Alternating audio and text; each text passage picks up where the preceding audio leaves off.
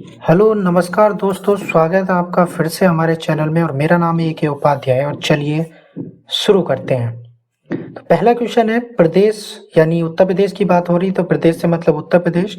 उत्तर प्रदेश संयुक्त नाम से कब गठित किया गया था? यानी कि उत्तर प्रदेश का जो अब नाम है वो संयुक्त प्रांत के नाम से पहले जाना जाता था। तो ये कब जाना जाता था?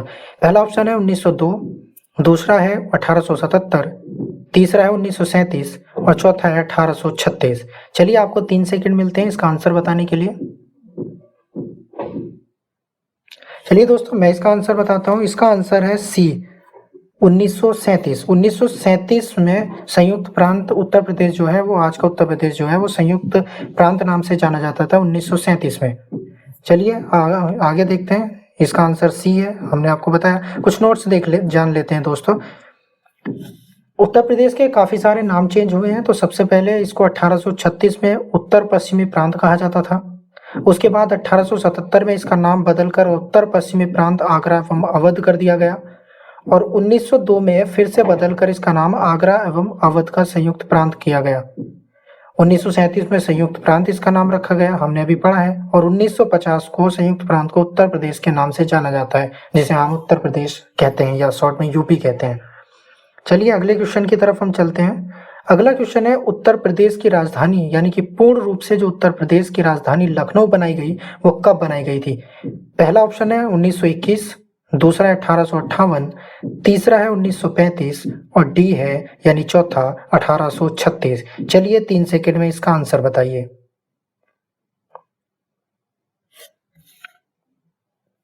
चलिए मैं आपको बताता हूँ, इसका आंसर है सी यानी 1935। ठीक है, 1935 में इसका आंसर है।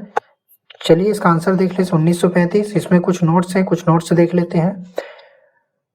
सबसे पहले उत्तर प्रदेश की राजधानी जो आज का उत्तर प्रदेश है, 1836 में उसकी राजधानी थी आगरा। 1836 में इसको किस नाम से जाना था? उत्तर पश्चिम प्रांत के नाम से जाना जाता था। 1858 में यानी कि 1857 की क्रांति के बाद 1858 में इसे इलाहाबाद के नाम से जाना गया, यानी कि इसकी राजधानी उत्तर प्रदेश की इलाहाबाद कर दी गई, जिसे आज प्रयागराज के रूप में जाना जाता है। 1921 में इसकी राजधानी लखनऊ बनाई गई, लेकिन ये आंशिक रूप से बनाई गई थी, यानी कि पूर्ण रूप से लखनऊ इसकी राजधानी नहीं बनाई गई थी। 1935 में पूर्ण रूप से लखनऊ को उत्तर प्रदेश की राजधानी घोषित कर दिया गया। ठीक है दोस्तों, चलिए हम आगे देखते हैं। तीसरा प्रश्न है हमारा, उत्तर प्रदेश की प्रथम राजकीय भाषा की घोषणा कब की गई थी? यानी कि उत्तर प्रदेश की जो प्रथम राजकीय भाषा है यानी कि स्टेट लैंग्वेज है, वो उसकी घोषणा कब की गई थी?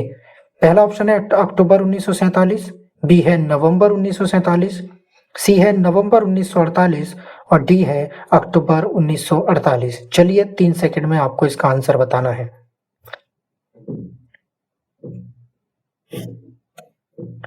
चलिए मैं इसका आंसर बताता हूं आपको। इसका आंसर है ए यानी कि अक्टूबर 1947। ठीक है दोस्तों, अक्टूबर 1947 से राजकीय भाषा घोषित कर दी गई थी उत्तर प्रदेश की। और उत्तर प्रदेश की भाषा क्या है? हिंदी। तो चलिए हम इसके कुछ नोट्स हैं इससे रिलेटेड। क्वेश्चन आंसर इसका ये है, ऑप्शन ए यानी कि इसका ऑप्शन है यानी कि अक्टूबर 1947। ठीक है दोस्तों, चलिए प्रथम राजकीय भाषा हिंदी है हमारी, जो देवनागरी लिपि में मानी जाती है, राजकीय भाषा है।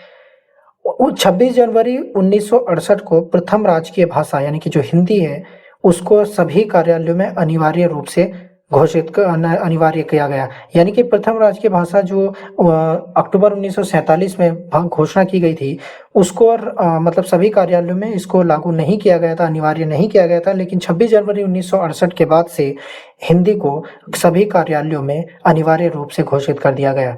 और 1989 में द्वितीय राजकीय भाषा उर्दू को शामिल किया गया। चलिए अगले क्वेश्चन को देखते हैं। अगला क्वेश्चन है हमारा, अप्रवासी भारतीयों की समस्याओं के लिए, यानी कि जो देखते हैं, अप्रवासी भारतीयों की समस्याओं के लिए राज्य में एनआरआई विभाग का गठन कब किया गया था? चलिए दोस्तों ऑप्शन पढ़िए। 18 अगस्त 2014, 18 जुलाई 2014, 19 जुलाई 2015 या इनमें से कोई नहीं। चलिए 3 सेकंड में आपको इसका आंसर बताना है। तो मैं आपको इसका आंसर बता देता हूं। इसका आंसर है बी यानी कि 18 जुलाई 2014। तो ये क्वेश्चन चला जाएगा ऑप्शन बी के तरफ, यानी कि 18 जुलाई 2014। नेक्स्ट क्वेश्चन देखते हैं कि प्रदेश के किस जिले में सर्वाधिक वर्षा होती है। देखिए दोस्तों, ये क्वेश्चन हमने आपसे वादा किया था कि जो भी क्वेश्चंस एग्जाम में आए हुए होंगे यूपी के, उनको हम इसमें शामिल करेंगे। तो हेल्थ एजुकेशन का जो एग्जाम हुआ था 2005 में, उसमें ये क्वेश्चन पूछा गया था कि प्रदेश के किस जिले में, यानी उत्तर प्रदेश के किस जिले में सर्वाधिक वर्षा होती है। इसका ऑप्शन पहला है बांदा, बी है वाराणसी, सी है मुरादाबाद। दोस्तों यहाँ पे सी होना चाहिए था, ये सॉरी गलत हो गया है ना, मिस टाइप। तो मुरादाबाद है सी, डी है गोरखपुर। चलिए दोस्तों आंसर बताइए 3 सेकंड में। तो मैं आपको बता देता हूं दोस्तों, इसका आंसर है डी, यानी कि गोरखपुर में, उत्तर प्रदेश का गोरखपुर जिला एक ऐसा जिला है जिसमें सर्वाधिक वर्षा होती है।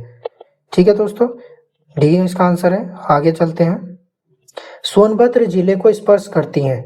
देखिए ये पीसीएस के मेंस में 2015 में पूछा गया क्वेश्चन है। सोनभद्र जिले को कितने राज्यों की सीमाएं स्पर्श करती हैं। सोनभद्र जिले को स्पर्श करती हैं 2 राज्यों की सीमाएं, 3 राज्यों की सीमाएं, सी है 4 राज्यों की सीमाएं और डी है 5 राज्यों की सीमाएं। चलिए दोस्तों इसका आंसर आपको बताना है 3 सेकंड में। चलिए मैं इसका आंसर आपको बता देता हूं। इसका आंसर है सी, यानी कि सोनभद्र जिले को 4 राज्यों की सीमाएं स्पर्श करती हैं। ठीक है दोस्तों, अब ये जी कौन कौन से जिले हैं, कौन कौन से राज्य हैं सोनभद्र जिले को जो टच करते हैं, या हमें आप कमेंट बॉक्स में बताइए, हम इसको पिन कर देंगे कमेंट के साथ। ठीक है दोस्तों, तब तक आप बताइए, इसका आंसर हम आपको करेक्ट कर देंगे। अगर आप में से कोई कुछ लोग गलत आंसर करेंगे तो हम उसको करेक्ट करेंगे। ठीक है दोस्तों, चलिए नेक्स्ट क्वेश्चन की तरफ चलते हैं। नेक्स्ट क्वेश्चन है, निम्न में से सर्वाधिक क्षेत्रफल वाला जिला कौन सा है। यह क्वेश्चन पूछा गया था यूडीए के एग्जाम में 2010 में। पहला ऑप्शन है सोनभद्र, दूसरा है सीतापुर, तीसरा है हरदोई और चौथा है लखीमपुर खीरी। ठीक है दोस्तों, इसका आंसर आप बताइए 3 सेकंड में। चलिए मैं आपको बता देता हूं, इसका क्वेश्चन है लखीमपुर खीरी। ठीक है दोस्तों, ये सर्वाधिक क्षेत्रफल वाला जिला है उत्तर प्रदेश का, लखीमपुर खीरी। चलिए आगे चलते हैं। क्वेश्चन है अगला 8वां प्रश्न है कि प्रदेश का वह जिला जिसमें सबसे कम वर्षा होती है। तो दोस्तों हमने अभी क्वेश्चन पूछा था सर्वाधिक वर्षा कहाँ होती है, तो इस क्वेश्चन में पूछा गया है सर्वाधिक कम वर्षा कहाँ होती है। ऑप्शन है पहला ललितपुर, दूसरा झांसी, तीसरा बांदा, चौथा मथुरा। तो इसका आंसर आप 3 सेकंड में बताइए। इसका आंसर डी है, मैं आपको बता देता हूँ, आपने ऑप्शन भी पढ़ लिया होगा। मथुरा में सबसे कम वर्षा होती है दोस्तों, याद रखिएगा। ठीक है, ये क्वेश्चन देखिए, ये पीसीएस मेंस के 2015 में पूछा गया था। निम्न में से कौन क्षेत्रफल के बढ़ते क्रम की दृष्टि से सही है। यानी कि इनमें कुछ जिले बताए गए हैं, क्षेत्रफल की दृष्टि से जो बढ़ते क्रम में है उनको हम ऑप्शन में टिक करेंगे। सही ऑप्शन कौन सा है। पहला ऑप्शन पढ़ते हैं, बाराबंकी, गौतम बुद्ध नगर, मिर्जापुर, सोनभद्र। दूसरा है मिर्जापुर, सोनभद्र, बाराबंकी, गौतम बुद्ध नगर। तीसरा है गौतम बुद्ध नगर, बाराबंकी, मिर्जापुर, सोनभद्र। और डी है यानी चौथा ऑप्शन, सोनभद्र, मिर्जापुर, गौतम बुद्ध नगर और बाराबंकी। चलिए दोस्तों 3 सेकंड में इसका आंसर बताइए आप। चलिए मैं आपको बताता हूँ, इसका आंसर है सी, यानी कि सबसे बड़ा ये बढ़ते क्रम में बताया गया है दोस्तों। तो पहले गौतम बुद्ध नगर आएगा, बाराबंकी आएगा, उसके बाद फिर मिर्जापुर आएगा, उसके बाद आएगा सोनभद्र। ठीक है दोस्तों, चलिए नेक्स्ट क्वेश्चन की तरफ बढ़ते हैं। इसका आंसर आप याद रखिएगा, सी है। 10वां क्वेश्चन हम पढ़ेंगे। ठीक है दोस्तों, उत्तर प्रदेश का कौन सा क्षेत्र आद्य कल्प की प्राचीनतम शैलों से बना हुआ है। देखिए दोस्तों, ये क्वेश्चन पूछा गया था स्वास्थ्य एजुकेशन या स्वास्थ्य शिक्षा का एग्जाम हुआ था 2015 में, उसमें पूछा गया था। इसमें ए ऑप्शन है बुंदेलखंड, बी है रुहेलखंड, सी है शिवालिक और डी है विंध्याचल। तो इसका आंसर आप 3 सेकंड में बताइए दोस्तों। चलिए मैं आपको बताता हूं, इसका आंसर है ए, यानी बुंदेलखंड। ठीक है दोस्तों, याद रखिएगा, आगे हम ऐसी सीरीज लाते रहेंगे। तो दोस्तों आप ही इनको पढ़ते रहिए, क्वेश्चंस को पढ़ते रहिए, जीके हम कवर कर ही रहे हैं। अगर आप करंट की भी बात करेंगे तो हम करंट भी इसमें कवर करेंगे। करंट का एक अलग से वीडियोस आपको मिलेगा देखने के लिए।